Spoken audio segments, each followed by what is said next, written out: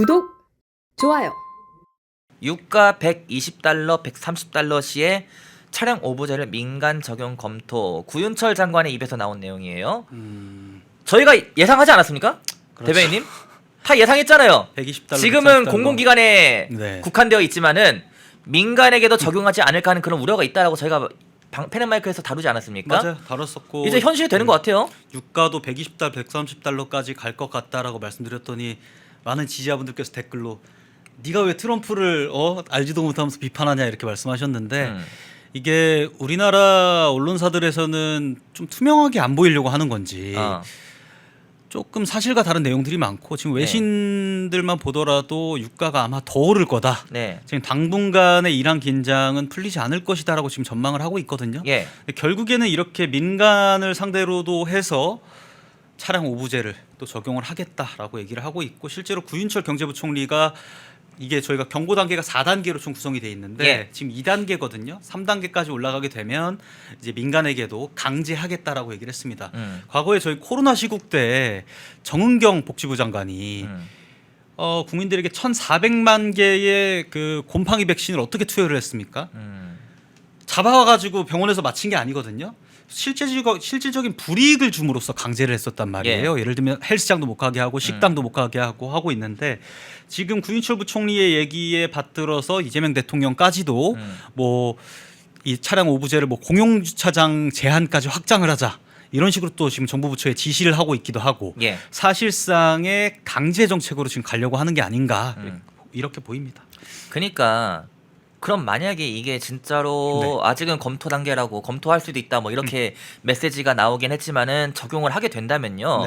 지금 채팅창에서도 아니 뭐 국민들한테 책임 전가하는 거냐 이런 얘기가 나옵니다. 자막은 그대로 첫 번째 띄워주시고 그리고 여러 가지 혼란스러운 상황이 걱정되지 않을 수가 없어요. 뭐 출퇴근, 그렇죠.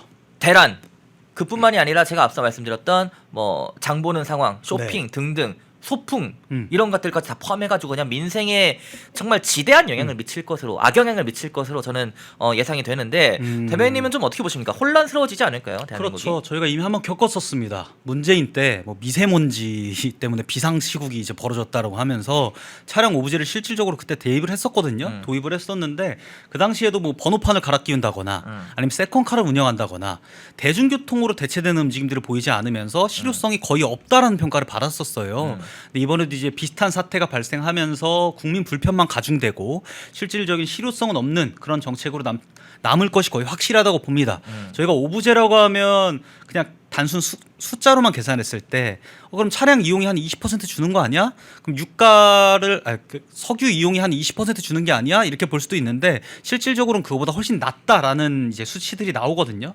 그러니까 만약에 뭐 정부가 말하는 대로 실제로 한 20% 줄어서 하루에 한 3,000배럴 정도 이제 감소 효과가 있다고 하는데 정부 말대로 간다고 하더라도 그것도 문제예요. 왜냐하면 지금 이 양이 3,000배럴이라고 한다면 국내 일일 소비량의 한 0.2% 정도 되는 거거든요. 0.2%? 네. 저희가 예를 들면 지금 두쫑쿠 제가 저번에도 얘기를 했었는데 두쫑쿠를 지금 1,000명이 막 먹고 싶다고 아우성이에요. 이 중에 2명이 안 먹겠다고 나간다고 해서 1,000명 중에 2명 빠진다고 해서 두쫑쿠 가격이 내려갑니까? 안 내려갑니다. 택도 없죠. 그렇죠. 그러니까 정부가 발표한 대로 하루에 3,000배럴 정도 감소할 수 있는 그런 효과가 발생한다고 하더라도 실질적으로 유가나 국내 석유 가격에는 전혀 영향을 끼칠 수가 없다 이렇게 봐야 되는 게 맞고 그에 반해서 부작용은 상당하죠. 유가가 오르니까 지금 물류 문제도 있고 오부제를 하게 되면 사실상 뭐 물류를 해야 되는 것도 제한이 되는 거거든요. 유통이나. 그렇게 되면 안 그래도 지금 유가 상승 때문에 그 물류 원가가 늘어난 자영업자들이 피해를 보고 그것을 오롯이 우리 국민들이 지금 피해를 떠안고 있는데 오부제를 하게 되면 그 물류나 유통을 담당하시는 분들은 사실상 영업 제한이에요. 맞죠? 예, 그렇게 되면 더욱 이게 악영향으로 끼치게 되면서 마트 물가가 상승할 것은 불보듯 뻔한 일이고요. 그 모든 책임은 다 국민에게 돌아올 것이고 물가는 상승할 거다. 그런데 이재명 정부는 뭐 하고 있습니까? 뭐 석유 가격 최고제라고 하면서 가격표 만지는 데만 급급하단 말이에요. 그러니까 과거에도 눈에 보이는 것들. 그렇죠. 최고 가격제가 뭡니까? 그러니까 유가가 관리되는 게 아니라 최종 판매자인 주유소 그리고 뭐 유류업체 너네가 손해를 떠안아라는 거였단 말이에요. 아니 그리고 뭐 담합이 어쩌고 저쩌고 하지 않았습니까? 그러니까요. 그러니까 물론 조금 저희 이제 국제 유가가 우리나라의 이제 석유가에 반영되기엔 한 2, 3주 정도 걸리는데 조금 유가가 일찍 오르긴 했었어요. 그러니까 미리 쫄아서 이제 정유 업체들이 올린 것도 있긴 합니다만 문제는요. 가격표를 수정하는 게 문제가 아니라 유가를 어떻게 관리할지, 환율을 어떻게 관리할지 근본적인 대책과 어떤 구조적 대응을 마련을 해야 그렇죠. 이게 전반적으로 국가 경제에 악영향을 끼치지 않는 것인데 예. 최종 판매자에게만 계속 가격표를 고치라고 하면 다 폐업하는 거 아니겠습니까? 지금 주유소가 이틀에 하나꼴로 지금 폐업을 하고 있어요. 네. 근데 이마저도 폐업을 덜 하고 있는 거란 말이에요. 아. 그러니까 예컨대 지금 현행법상 주유소가 폐업을 하려면 철거비로 한 2억에서 3억 정도를 사용하게 된다고 하거든요. 예. 그러니까 돈이 없으면 폐업도 못하는 상태인데도 불구하고 얼마나 지금 시장이 안 좋으면 주유소가 이틀에 하나씩, 그러니까 1년에 한 150개 정도 지금 폐업을 하고 있는 상황이겠느냐. 를 보면 알 수 있을 것이고, 그것은 이제 더 비단 주유소의 문제가 아니라 국민들이 차량 오부제라든지 이런 실질적인 피해를 입기도 하고 또 마트 물가에도 영향을 끼치면서 예. 민생 경제 전반에 악영향을 끼칠 것이다, 이렇게 봐야 되는 게 맞습니다. 자 그러면요.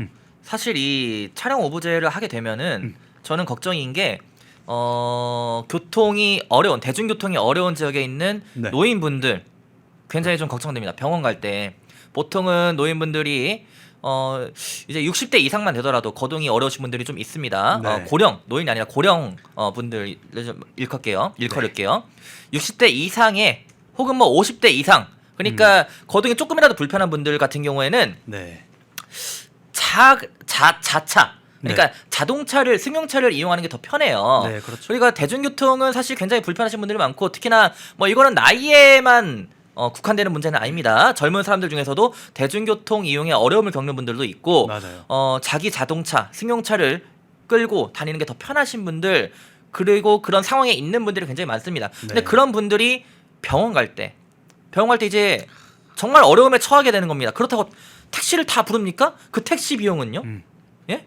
맞아요. 이게 너무나 민생에 이도저도 못하는 상황이라는 거예요. 그냥 다 어디로 가나 이렇게 굉장히 치명적으로 작용할 수밖에 없는 그런 상황이다. 맞아요. 이런 것들이 좀 많이 우려가 됩니다. 아니 이재명 정부는 뭐 갈라치기 하려는 건 이해가 됩니다. 본인들은 뭐 이제 국가 경제는 안중에도 없고 결국엔 표만 가지고 네. 지금 정책을 펼치고 있지 않습니까? 네. 포퓰리즘 정책을. 근데 지금 70대, 80대, 90대 뭐 고령층의 노인분들이 국민의힘이나 보수 성향을 나타내고 있는 게 맞아요. 근데 이분들을 상대로 심지어는 지금 지하철 출퇴근 시간에 무임승차 이용을 제한하는 것도 검토를 하고 예. 사실상 지시를 하고 있잖아요. 메시지 그러니까 나왔죠. 본인은 안 늙을 거라고 생각을 하는 건지, 그러니까 국민들을 갈라치는 것도 한계가 정도가 있는 것인데 우리 노인분들에게만 책임을 전가하면서 오히려 당신들이 그런 피해 보세요. 그러니까 항상 뭐가 벌어지면 본인들은, 그러니까 이재명 정부는 책임을 전가하고 그 피해는 오롯이 국민들 중에 특정 계층이 지금 떠안고 있는 꼴이 되잖아요. 이게 나치랑 똑같은 거예요. 그 목사님 이름이 뭐였죠? 손현보 목사님. 아니요. 누구죠? 그 나치 정부 때 유대인들 잡아갈 때 네네네네. 유대인들 잡아갈 때 난 가만히 있었다. 난 유대인이 아니었기 때문이다. 뭐 또 뭐 종교 생활하는 사람들 잡아갈 때 난 가만히 있었다. 난 종교가 없기 때문이다. 예. 결국 나를 잡아갈 때는 나를 위해서 아무도 목소리를 내줄 사람이 없었다라는 명언이 있었잖아요. 네. 그러니까 지금 하나하나 그 집단별로 피해를 떠안게 하면서 그 정부가 본인들이 책임을 지기는커녕 국민들에게 책임을 전가하는 그런 구조로 지금 하고 있다는 것이 상당히 파렴치하다라고 봐야 될 것 같습니다. 네, 그러니까 이게 참 에너지 대란 얘기를 계속 할 수밖에 없는 겁니다. 네. 자 보시면은 에너지 대란 두 번째 자막 띄워주시고 대응을 미리 했어야죠. 아 그렇죠. 대비책을 미리 마련을 했어야 됩니다.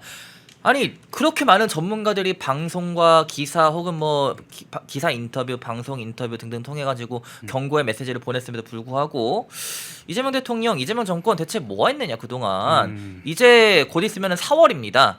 4월 위기설 저희가 매번 설명해 드렸잖아요. 이제는 4월 위기설이 아니라 4월 위기예요. 예, 설이 아닙니다. 곧 있으면 4월입니다. 그래서 이런 것들에 대해서 대응을 미리 해놨어야 되는데 지금 뭐 이로 인한 부정적인 여파로 인한 것들은 모두 국민들 스스로 알아서 책임지라는 거냐, 이런 비판들까지 나오고 있습니다. 네. 어떻게 보십니까? 뭐 공산주의 정부 같아요. 제가 이 부분을 보고 사실 그 부분을 그렇게 많이 느꼈는데, 예. 공산주의 정부 특징이 뭐냐면요. 일은 지지도 못하면서 모든 책임은 국민들에게 전가한다는 겁니다. 이 에너지 대란 같은 경우에는요, 예측이 가능했던 범주입니다. 이미 지난 작년 11월부터 원유가 가격이 상승을 하기 시작했었고 2020년에도 솔레이마니 참수 작전하면서 국제 유가가 폭등하려는 조짐을 보이기도 했었어요. 그러니까 지금의 중동 긴장이 이미 국제사회가 모두가 예견하고 있었다는 점에서 대응을 했었어야 되는 거거든요. 그러니까 이런 구조에서 그 윤석열 정부 같은 경우에는 이 에너지 안보를 우리 국가의 가장 큰 리스크라고 이제 평가를 하면서 실질적인 대응들을 했었어요. 뭐 비축량을 늘린다거나 아니면 뭐 공급량을 늘린다거나 아니면 공급망을 다변화한다거나 여러 가지 정책들을 펼쳤었고 이번에 강훈식 실장이 가져왔던 UAE에서 가져오기로 한 그 원유 같은 경우에도 2023년에 아마 윤석열 정부가 그때 UAE 국빈 방문을 하면서 UAE가 우리나라에 그러면 이 원유를 좀 지속적으로 안정성 있게 공급을 하겠다고 약속을 했기 때문에 이번에 받으러 올 수 있었던 거거든요. 사실상 전 정부는 대비를 했었는데 지금 이재명 정부 같은 경우는 대응은커녕 전 정부의 치적을 본인들의 치적으로 둔갑을 시키고 그리고 원론적인 해결책은 다 싸그리 무시를 하고 가격표 바꾸는 데만 지금 혈안이 되어 있는 모습 이런 모습들을 계속 보이고 있는 거죠. 참. 어느 부분에 혈안이 되어야 하는지를 제대로 맥을 못 잡고 있다 뭐 이런 생각이 드는데요. 근데 아마도 이 이란 전쟁이 없었으면은 아예 대책 자체가 어려웠을 때 대응 자체가 어려웠을 텐데 이 이란 전쟁 탓으로 다 몰 겁니다. 저희 그 관세 협상 같은 경우에도 트럼프가 이상하다라는 얘기들을 했었는데 미국 탓. 네. 결국에는 전 세계 국가들도 똑같이 미국을 트럼프와 이제 맞서고 있는데 우리나라만 트럼프 때문에 유난히 관세 협상에서 안 좋은 조건으로 이제 협상을 했다라는 게 말이 안 됐었잖아요.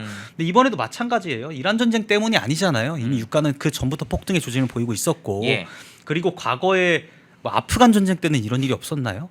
그렇죠. 네. 윤석열 정부 때 러우 전쟁 때는 그러면 뭐 전 세계 가스 공급망이 뭐 정상적이어갖고 이런 일이 없었나요? 그러니까 지금 이란 전쟁에 한해서만 오부제를 얘기하고 있고 뭐 샤워 시간을 줄이라고 하고 있고 배터리 충전을 낮에 하라고 하고 있고 막 이런 얘기들을 하고 있잖아요. 여러분들 되돌아보시면 과거에도 이런 어떤 국제적인 어떤 변수들은 항상 존재해 왔었습니다. 전쟁은 끊이지가 않았어요, 특히. 그렇죠.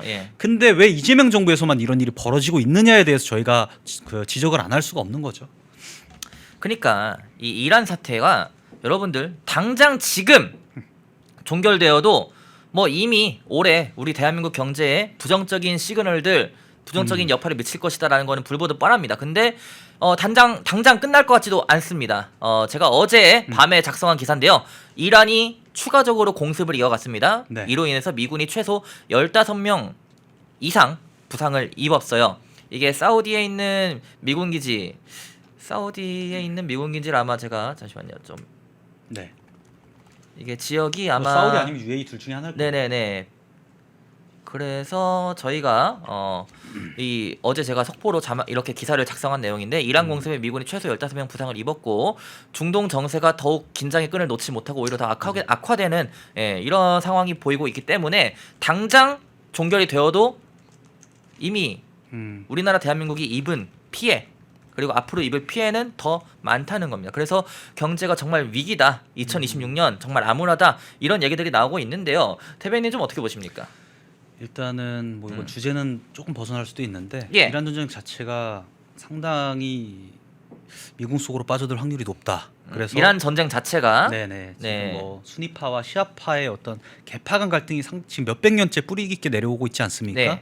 근데 그것이 해결될 기미가 안 보이고 있고 오히려 후티 반군이라든지 예멘 반군이 그러니까 예멘의 후티 반군이 이제 참전까지 하게 되면서 오히려 지금 전쟁이 확장되는 모습을 보이고 있거든요. 그러니까 그렇기 때문에 우리나라가 더욱더 어떤 정책적으로 대응을 잘 해야 되는 것이고 환율 관리를 잘 해야 되는 것인데 그것이 지금 안 되고 있다. 그러다 보니까 오늘도 아침 뉴스 보니까 OECD에서 우리 지금 경제 성장률 전망치를 0.4% 0.4% 했더라고요. 거의 뭐 성장이 없는 거네요. 0.4%면은.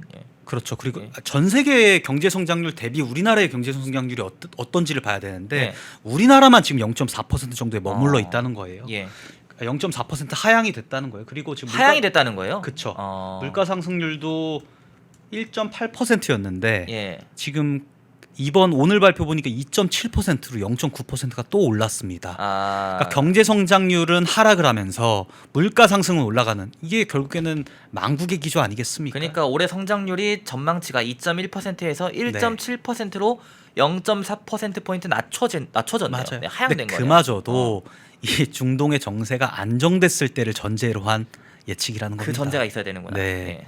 그러니까 최악의 상황이 아니라 최선의 상황이 그 정도다라고 OECD에서 지금 발표를 했다라는 점에서 앞으로가 더욱더 어떻게 될지 걱정이 많이 되고 있는 상황이고 그렇기 때문에라도 우리 제1야당이 국민의힘이 좀 정신을 차려서 똘똘 뭉쳐갖고 여당에 대응해서 싸워야 되는 국면이 아니겠냐라는 생각이 들고 지금 유가 문제도 상당하지 않습니까? 예, 유가가 그렇죠. 예. 70달러대 중반 정도에 머물러 있던 것이 벌써 이제 120달러 배럴당 얘기를 하고 있고 예. 최대 200달러까지 지금 전망이 된다고 해요. 이 얘기도 제가 예전에 패드마이크에서 했다가 맞아요. 욕을 많이 먹었었는데 지금 실제로 그 일이 벌어졌습니다. 맞아요. 이게 그때 대변인 말하신 게 사실 네. 예측이 됐던 범주 내에 오히려 더 오를 수 있어요. 160달러까지 갈 수도 있다는 얘기 나와요. 외신에서는 거의 확신을 했었었고 예. 지금 상황 같은 경우는 이미 고삐가 풀린 상황이기 때문에 200달러까지도 최악의 상황에는 유가 200달러 발생할 수 있다라는 얘기들을 하고 있어요. 근데 우리나라가 지금 유가가 10% 오르면 예. 수출액이 3조 5천억이 줄어든다고 합니다. 근데 지금 벌써 한 40% 올랐죠. 30% 정도 올랐죠. 그리고 앞으로 만약에 120달러, 200달러까지 가게 되면 수출액이 뭐 60조 정도 오를 수도 있는 거예요. 20배가 오른다고 하면. 그러니까 지금 상황이 단순히 뭐 여야를 떠나서 네. 우리가 뭐 이게 민주당 정부니까 우리가 비판한다 이런 기조가 아니라 아니죠. 최악의 상황에 지금 절대 놓여 있다라는 아니죠. 것을 말씀을 드리는 겁니다. 지금 만약에 여러분들 보수 정권이었으면은 이미 그 극좌 시민단체들이 광화문에 모여가지고 맞아요. 내려와라 했을 겁니다. 옛날에 민주당에서 환율 1,400원 넘어가면 나라 큰일 난다 그랬거든요. 예. 이재명 정부 들어서 1,400원 언더를 찍은 적이 한 번도 없어요. 대단한 정권이에요. 네, 옛날에 그리고 그 얘기도 있었죠. 우리 맥도날드 광고였나? 예. 그 야인시대 김두한 씨 나오셔가지고 4달러 아, 그렇죠. 유행어가 예, 있었잖아요. 예, 4달러. 5,000원이면 햄버거 한 세트 먹을 수 있다 이 얘기했었는데 지금 4달러 얼마입니까? 6,000원이에요. 지금 환율이 정확히 3시 22분 기준으로 1,515.80입니다. 그러니까 지금 전반적으로 우리나라 국가 경제가 뭐 유가 문제도 있고 환율 예. 문제도 있고 다 복합적으로 지금 연결이 되어 있는 상황인데 유가 방어는 환율에 연관이 없을 수가 없잖아요. 유가 방어는 지금 국제 유가가 폭등을 하고 있기 때문에 어쩔 수 없다 손 치더라도 환율을 방어해야만 우리가 다른 나라보다는 덜 상승하는 그런 기조를 맞는 것인데 오히려 지금 다른 나라보다도 훨씬 더 폭등하고 있는 그림들을 보이고 있다. 그러니까 저는 이 유가에 대한 리스크 프리미엄도 존재를 하지만 예.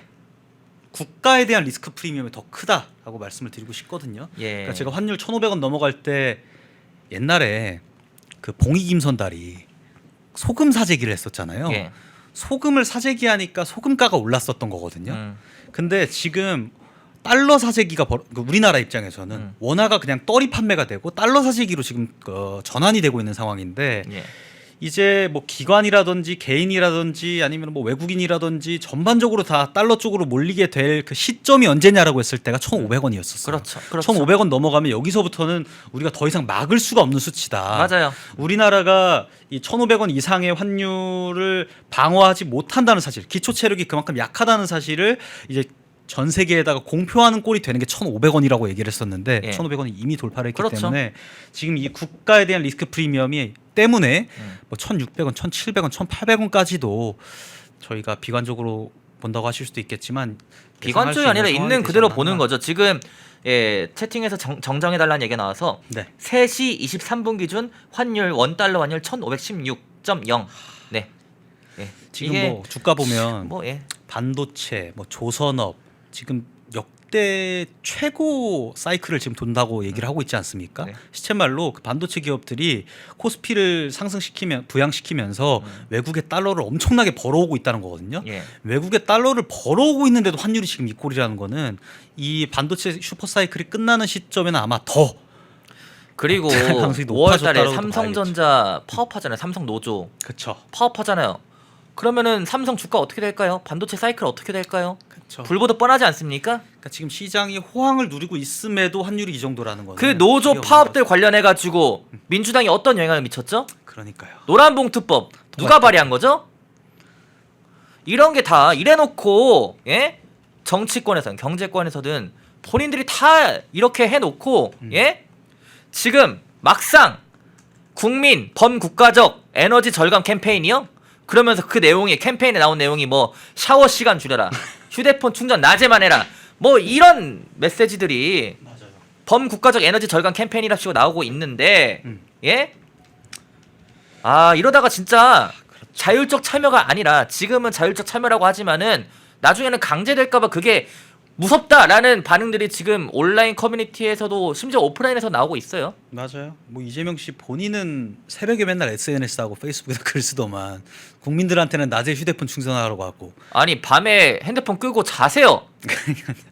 근데 저는 이 정책적으로 순서 자체도 좀 문제가 있다고 생각을 하는 게 예. 정부가 예를 들면 지금 유가 관련해서 뭐 유가 비축량을 늘린다거나 아까 말씀드렸던 것처럼 공급망을 다변화한다거나 여러 가지 구조적 대응을 하고 난 다음에 네. 이게 정말 끝까지 갔을 때 이게 더 이상 답이 안 나온다 하는 위험 신호까지 갔을 때 국민에게 어떤 이런 정책적인 참여를 요청하는 게 맞거든요. 근데 지금 벌써 외환부에 바닥나고 있죠. 예. 지금 환율 방어하려고 연 기금까지 100조 원을 동원했는데 실패하고 있죠.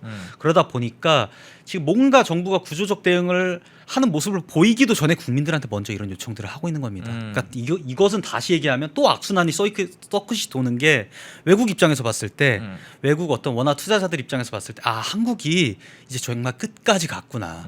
이제 본인들 선에서 컨트롤이 안 되고 방어가 안 되고 기초 체력이 떨어져 있는 상황이다 보니까 국민들한테까지 이렇게 요청을 하고 있구나라는 신호를 읽힐 수도 있는 거거든요. 그렇기 때문에 국민들에게 이런 어떤 요청을 할 때에는 굉장히 정책적으로 신중해야 되는 것이 원래 그렇죠. 정부의 태도인데 지금 그것도 아니고 어떻게 보면 국민들과 일한 탓하기 위해서 이렇게 가고 있는 게 아닌가.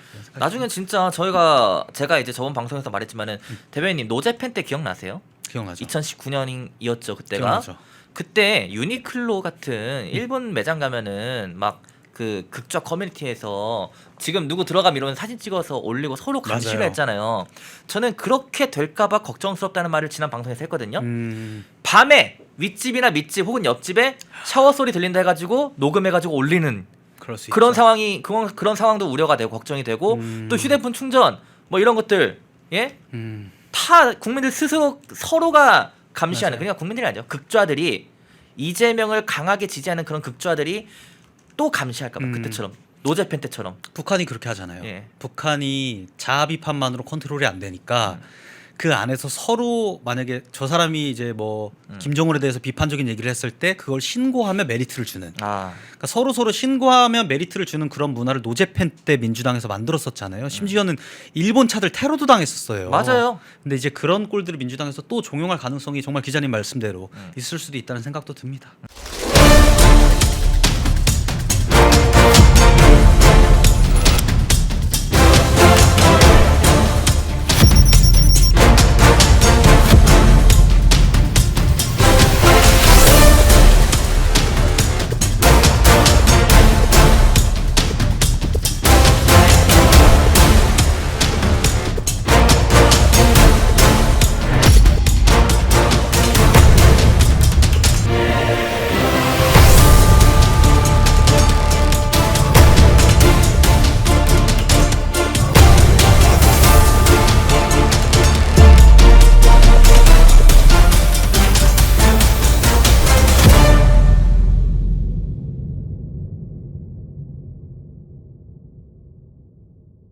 요즘 혈당이나 혈압, 혈행 때문에 뭐 하나라도 챙겨 먹어야 되는데 하고 걱정하시는 분들 많으실 텐데요. 지금 제가 소개해드린 제품 주목하시면 좋을 것 같습니다. 동국제약에서 나온 혈통파인 적송유는요, 예로부터 동의보감에 기록된 원료 붉은 소나무에서 나온 적송유를 채취해서 오일로 농축한 다음 그득그득 담아낸 그런 제품입니다. 적송유는요, 혈당 관리에 도움을 주고요, 혈행 개선, 심지어는 콜레스테롤 개선까지 도움을 줄 수 있으니까 이 모든 것을 한꺼번에 챙겨갈 수 있는 최고의 건강관리식품이라고 할 수 있는데요. 여기에 식후 혈당 관리에 도움을 줄 수 있다고 하는 바나나의 추출물, 유해산소로부터 세포를 보호할 수 있다고 하는 비타민 E까지 포함되어 있으니까 혈당, 혈행은 물론이고 면역력과 노화 관리까지 한 번에 챙겨가실 수 있습니다. 장용성 캡슐이라서요, 일단 작기 때문에 목 넘김에도 편하고 또 위에서 장까지 가는 녹지 않기 때문에 속도 편안하게 더부룩하지 않게 드실 수 있다는 게 큰 장점입니다. 지금 저희 펜앤마이크TV 구독자 전용으로 1+1 행사를 진행하고 있습니다. 아래 띄운 전화번호로 상담하시는 거 잊지 말아 주시고요. 건강은요, 가장 젊을 때 가장 건강할 때 챙겨야 되는 거 알고 계시죠? 혈당, 혈액, 면역력 관리까지 한 번에 챙기고 싶으시다 하시는 분들은 1522-1331, 1522-1331로 전화 주시면 도와드리겠습니다.